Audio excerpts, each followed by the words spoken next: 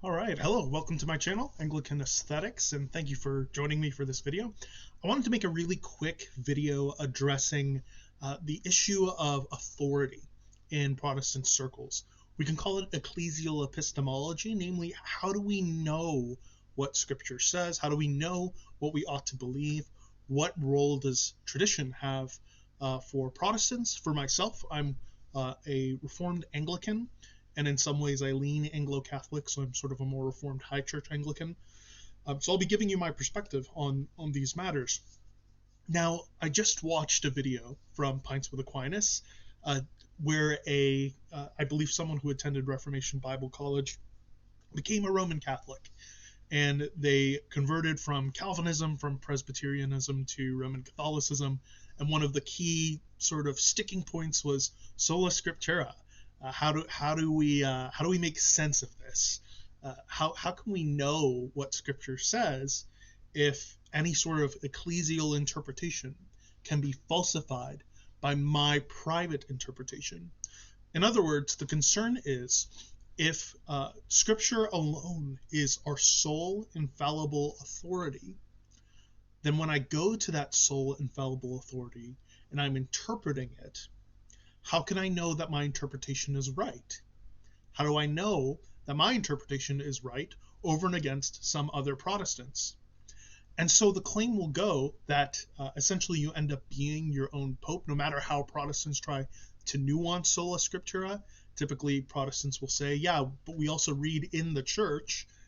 We're not solo scriptura-ists. We don't think that it's me and my Bible and the creeds don't matter. But the Roman Catholic pushback is that, well, even if you're saying you're reading with the church, you can always discount the church's interpretation should your private reason warrant discounting it in your judgment. Now, the problem with this argument is that it actually undermines Roman Catholic claims on several fronts.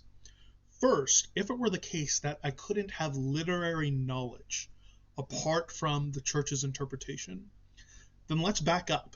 Right? Let's back up to the account of Jesus' resurrection. There are some in New Testament scholarship, it's a minority, but there are some who want to say Paul didn't believe in a physical resurrection, that the Gospels are sort of later inventions, right?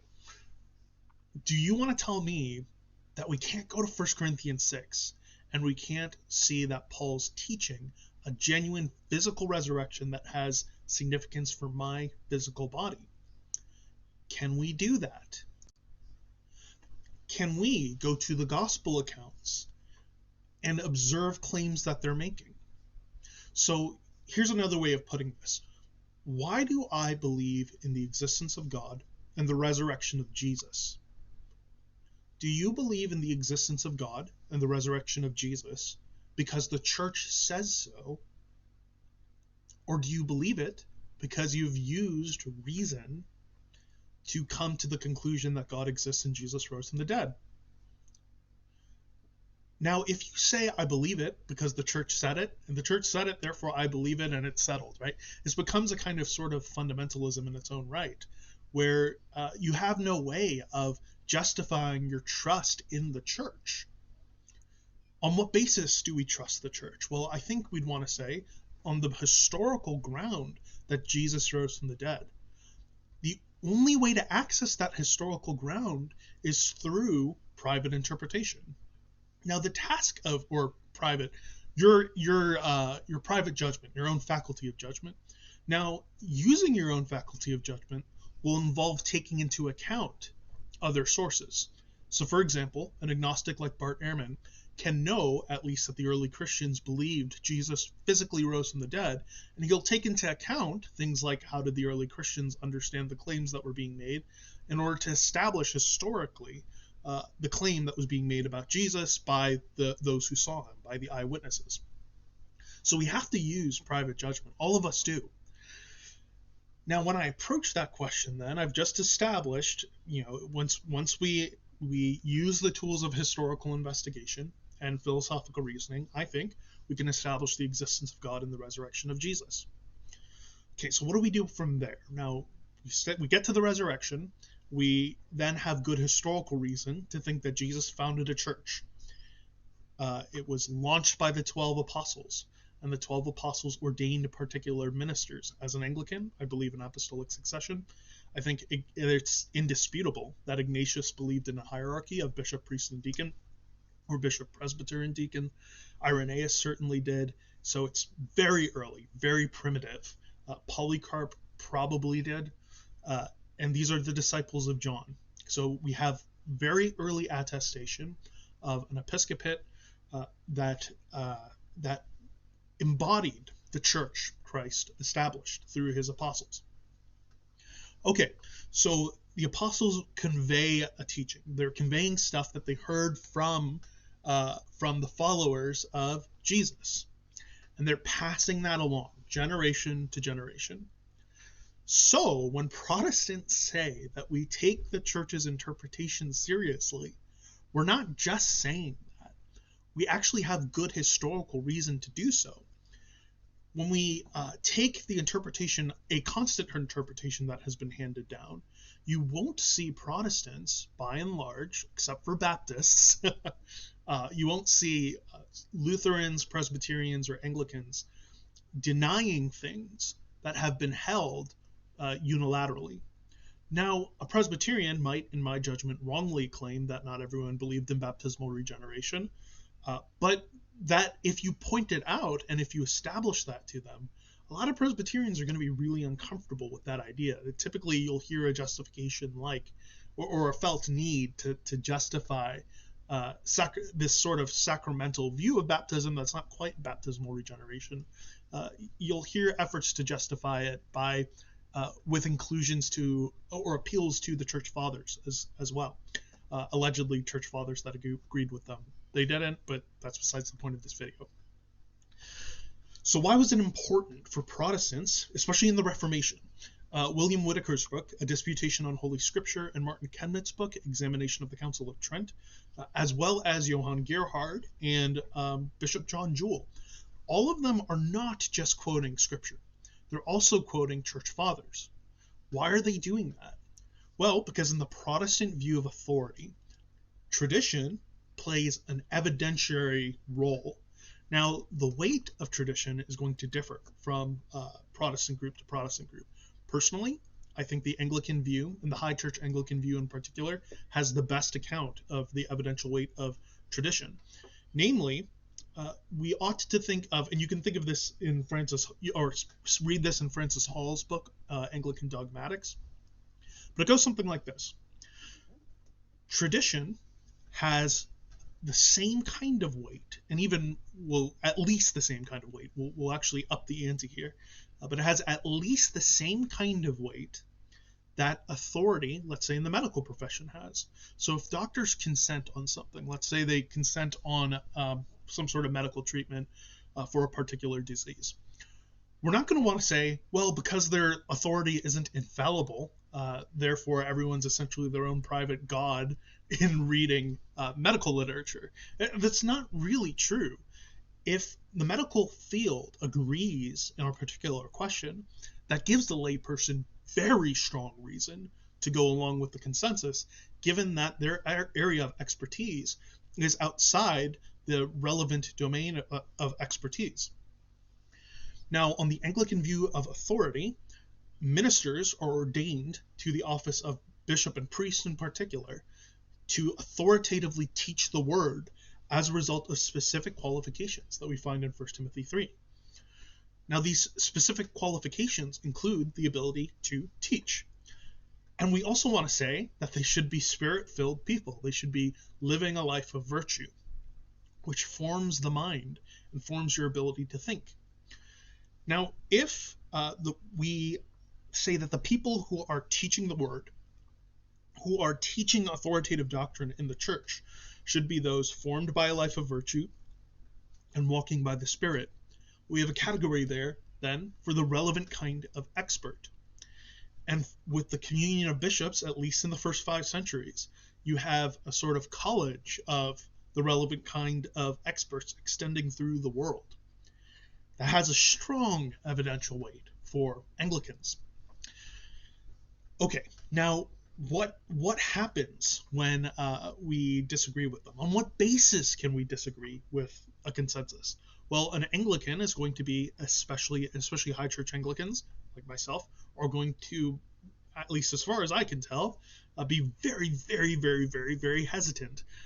So as I might cover in another video, maybe this one if I have some time, I disagree with Gavin Ortlund's argument on the Seventh Ecumenical Council ultimately, though I think he raises important points.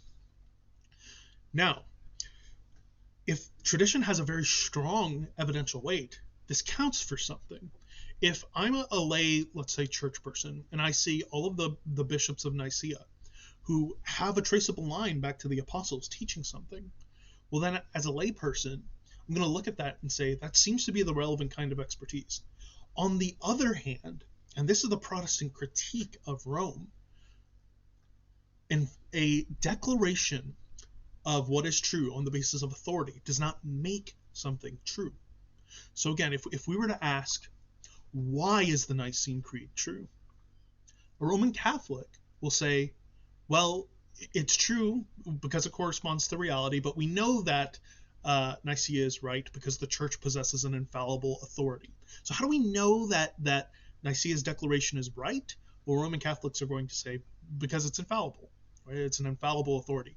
But let's think about how authority functions in any other domain of life. It's simply not how that works. A medical profession, a medical college, possesses authority, a strong amount of authority, and they might delegate and proliferate their conclusions. That doesn't shield their conclusions or make those conclusions immune from criticism, but rather those conclusions, even if uttered authoritatively, will nevertheless still be built on the relevant kinds of reasons. Similarly, the theologic of Nicaea will be built on the relevant kinds of reasons that justify the conclusion of Nicaea. And in Nicaea in particular, you actually have two sorts of lines of evidence.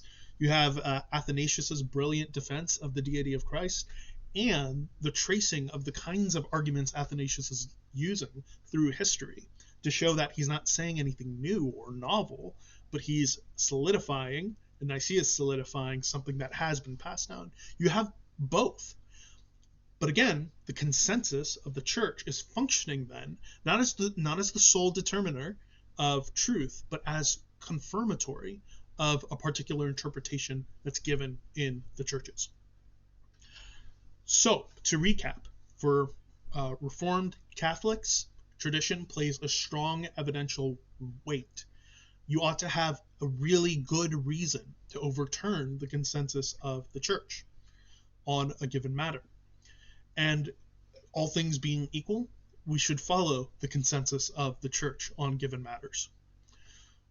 Second, that doesn't mean authority doesn't equal a shielding from the relevant kinds of reasons. So, for example, you'll hear this argument, I hear this in the context of Apostolic Curae, Rome's declaration that Anglican orders are invalid, which I intend to address. But you'll hear that it's only the conclusion that matters, and it's not the historical reasoning that matters at all. And the reasoning might even be completely wrong, but the declaration, that's infallible, right? That's a problem. And the reason it's a problem is because the magisterium claims, rightly, I think, to only be an expositor of what the apostles have taught in Dei Verbum. You can find this in Francis Sullivan's book on the magisterium and Avery Cardinal Dulles. It's just an expositor. And if they're just an expositor, well, that means their exposition should have some sort of link to the apostolic deposit. So the consensus of the church, while formative, while directing our minds in a particular direction, should be rooted in the relevant kinds of reasons.